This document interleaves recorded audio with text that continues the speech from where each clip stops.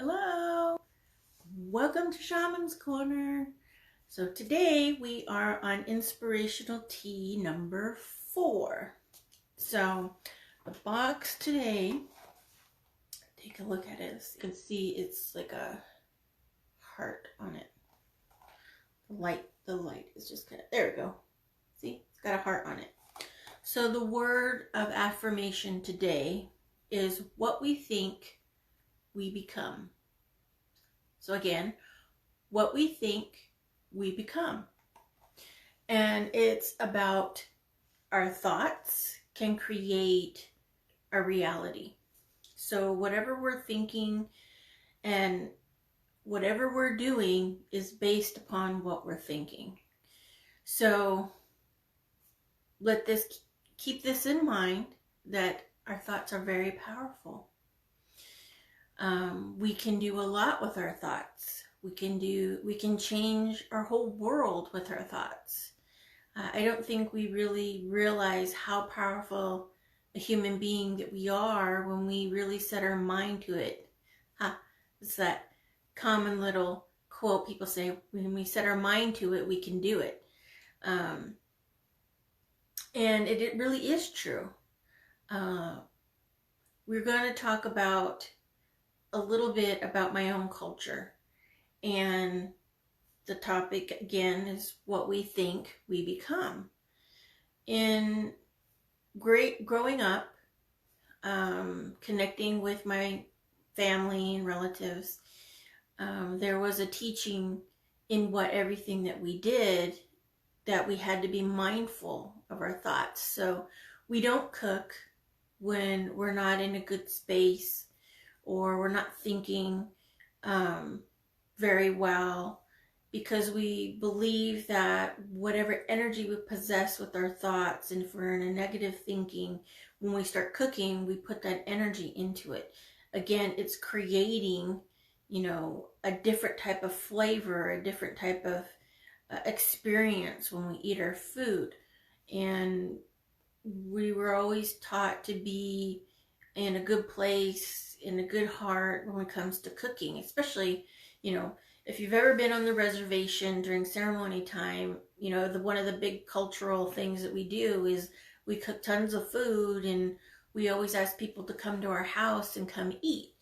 So you're bouncing from house to house eating everybody's food. And, again, it's one of these things that it is sacred to us. It's a sacred process to us. When we create food, it is with intention. And the power of thought is also in the action as well. So what we think and how we act is part of our prayer. So when we're making any type of ceremonial stuff or doing ceremony things, it's in the act itself. So it's not just we're sitting there praying and asking.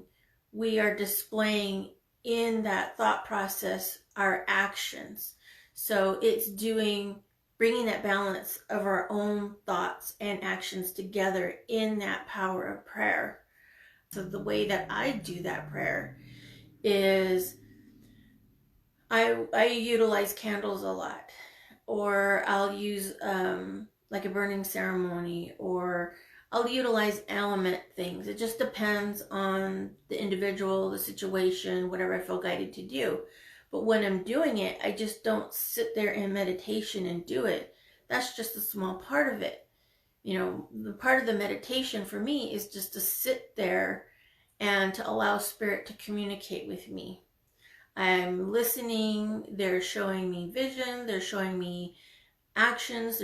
They're showing me, maybe it's herbs, maybe it's a candle, maybe it's water. It can be all different number of things. But whatever they're showing me, I gather all the information, because that's what I'm being guided to do for this particular person.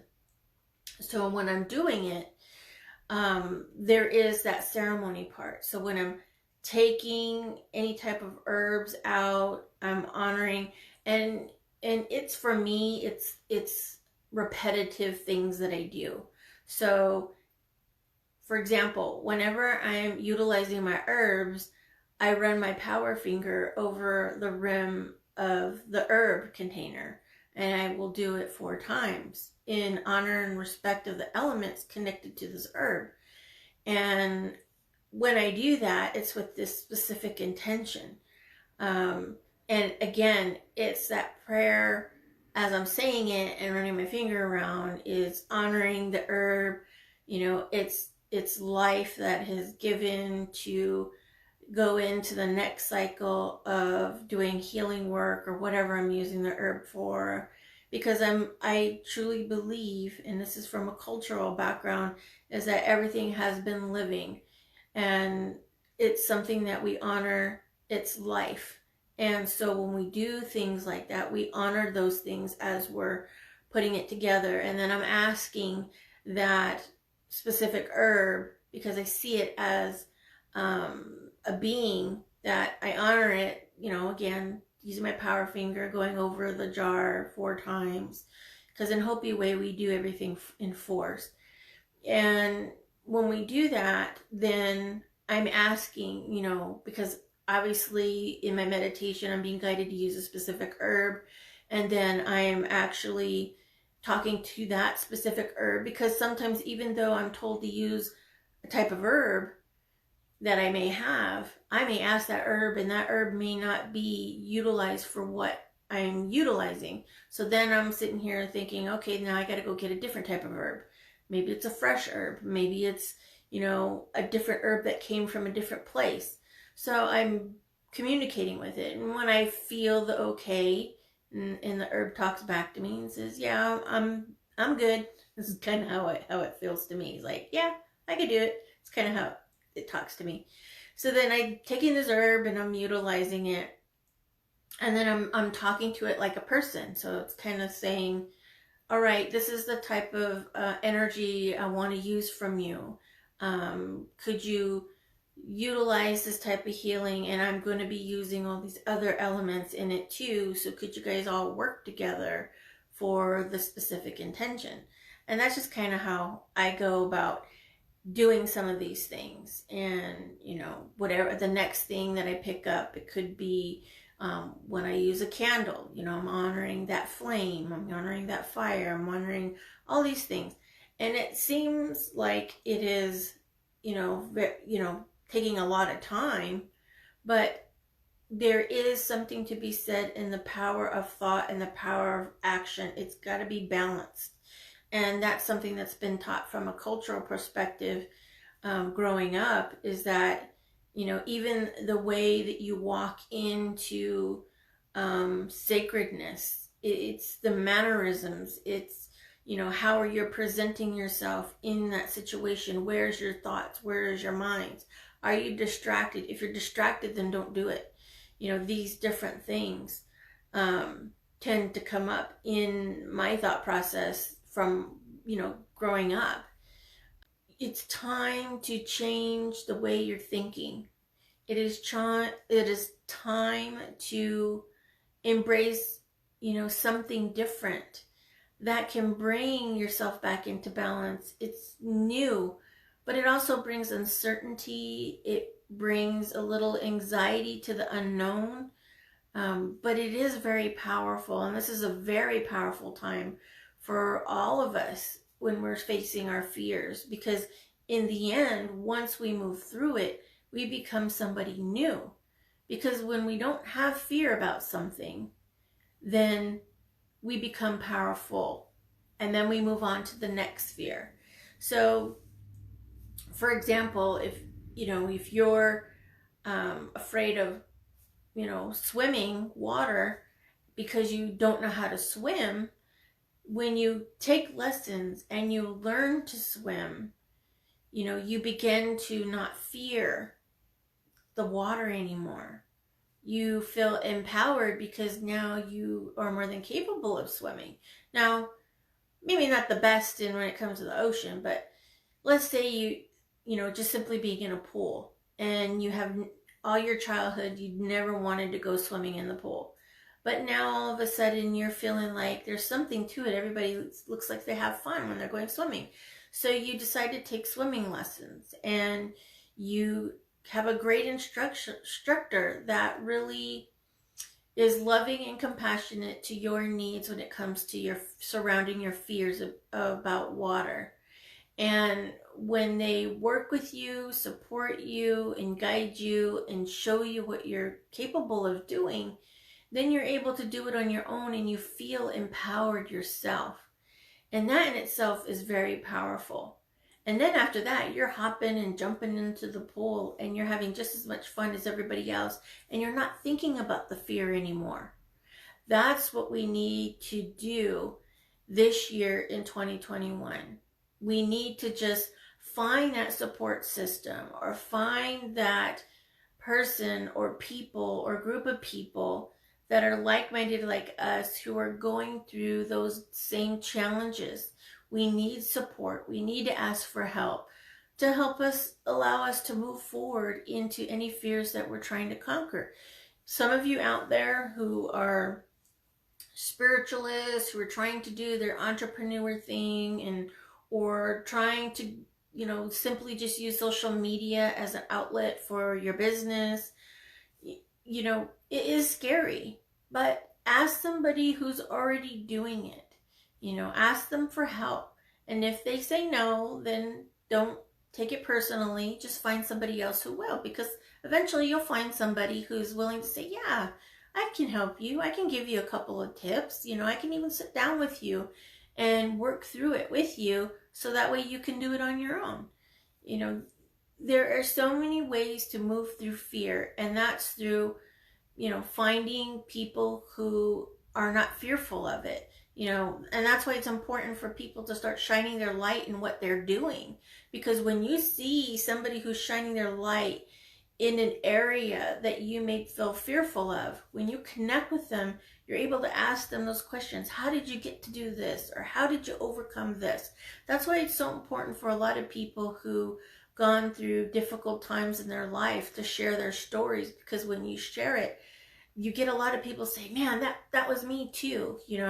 I'm kind of in that position right now, or I've been this way for the last 10 years and I have difficulty trying to move through it.